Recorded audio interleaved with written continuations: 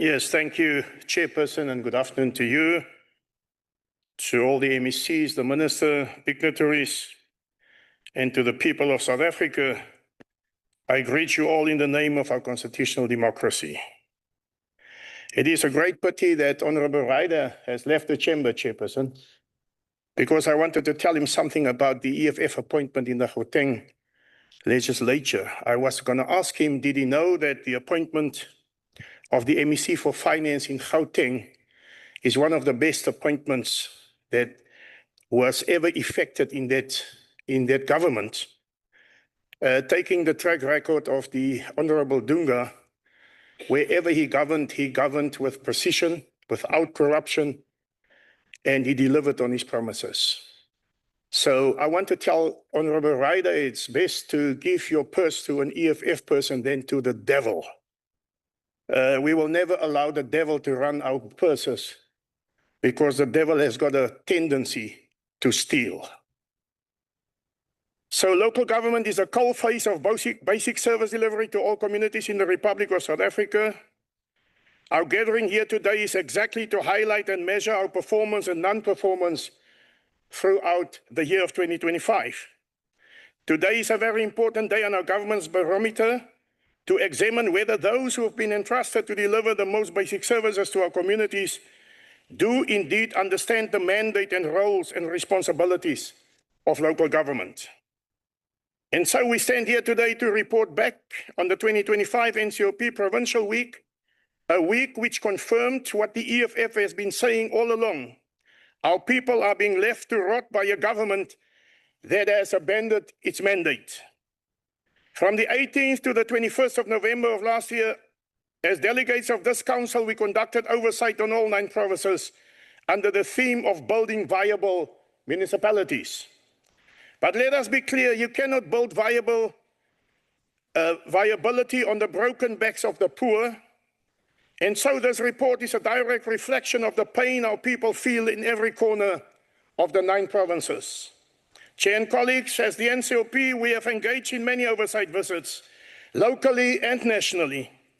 Sad to say that in many municipalities there's a lack of vision and decisive leadership. This is coupled with a lack of skills and proper financial and administrative capability. There's also a very strong tendency of ignoring the calls of the community when the integrated development plan is discussed and approved. And there is often a standoff of what the political executive and the administrative executive wish to achieve for communities.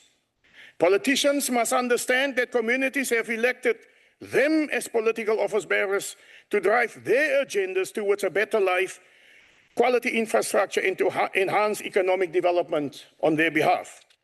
What we see in most cases, Chairperson, is that individuals drive the political agenda of their parties instead of that of their constituencies and their communities. So often, it is the influence of slates and corruption that prevail in the end to the detriment of communities. Therefore, we witness such a lot of protests and violent marches that inconvenience communities.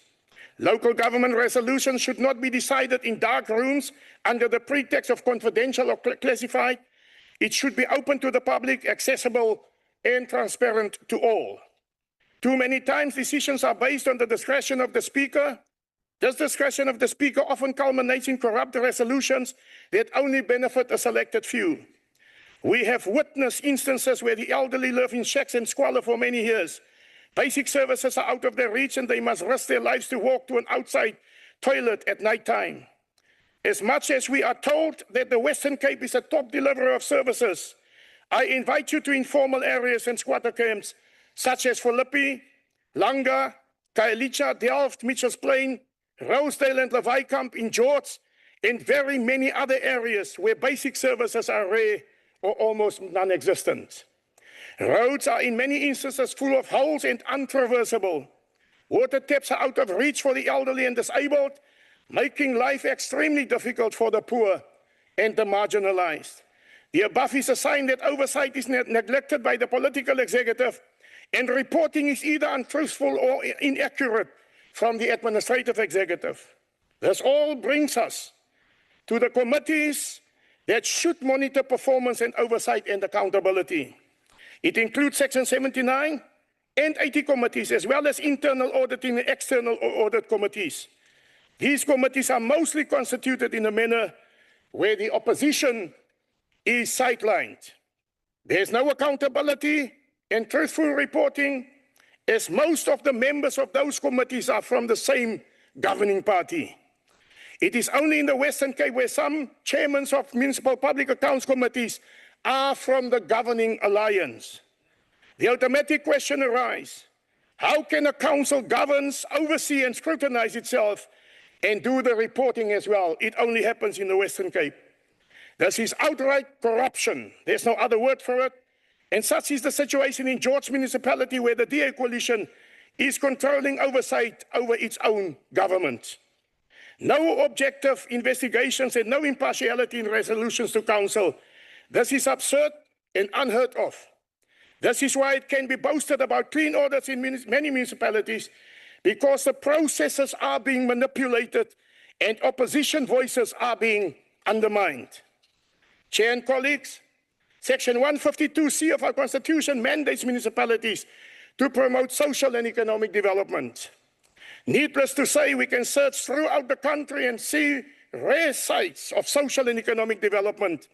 The black and indigenous masses of South Africa have been forgotten when it comes to social and economic development, the availability and transfer of land for economic activity and economic freedom for our people.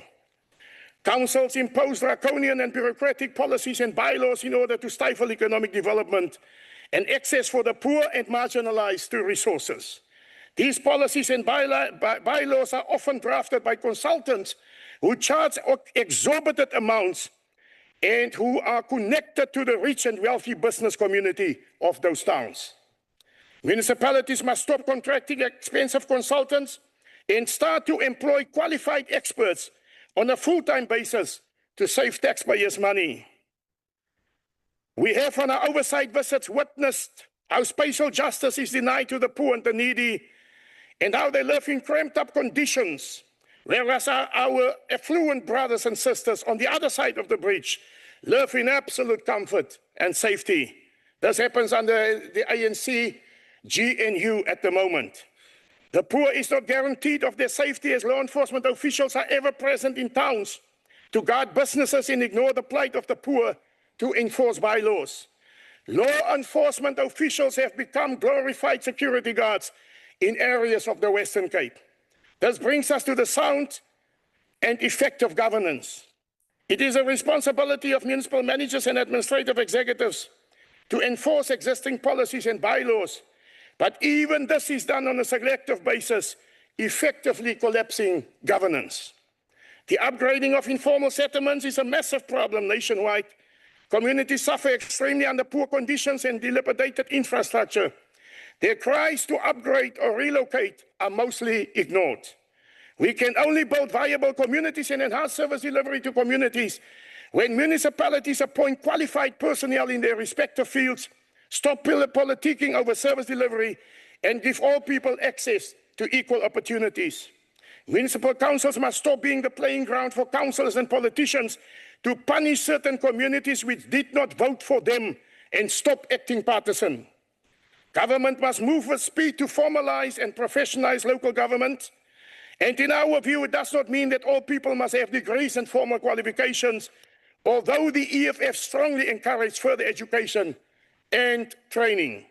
It is a given that certain leaders serve their communities unconditionally and with excellence. Honorable Karika, can you take your seat, please? Honorable, what do you say? Thank you so much, Chair.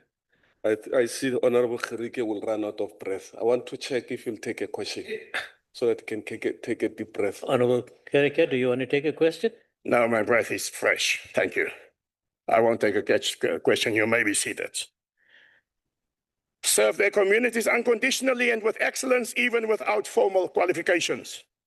It is, however, imperative that people receive training on aspects of the law and basic service delivery if they endeavor to serve as councillors.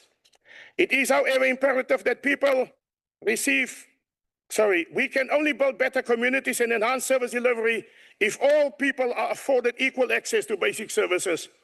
Economic opportunities in land reform will bring welcome relief. This is because people who were disadvantaged, disenfranchised, and marginalized cannot afford the exorbitant prices of land to build houses or do business. Local government must enter the debate in order to give effect to restitution and justice. It is imperative. As such, the EFF will continue to fight for justice and to expropriate land without compensation, and where the state becomes the custodian of land and rent it out to the citizens of our country. We can only build better communities and enhance service delivery to communities when we dismantle the legacy of apartheid and eradicate racial segregation and give all people access to economic opportunities. Racial segregation and apartheid towns such as Orania and Kleinfontein must have no place in a post-apartheid democratic constitutional dispensation. Therefore, the EFF calls on President Cyril Ramaphosa and his GNU cronies to act swiftly to dismantle all these developments and to destroy all apartheid statues that still serve as a sign of salvation to the right-wingers. We can only build viable municipalities and enhance service delivery when we give our youth an opportunity to rise to the seat of government with fresh and renewed vision and ideas. Our youth will bring change and transformation and an equal society for all. We can only build, Chairperson, viable municipalities and enhance service delivery if we send thieves and corruptees to jail for robbing the people of South Africa of opportunities in their budgets that were supposed to fix roads, supply bulk water, provide sanitation and basic services. Our town should have looked much better had it not been for the appointment of corrupt officials and politicians. Chairperson, the district model has been established in 2019 to introduce corporate governance across 44 districts and 8 metros.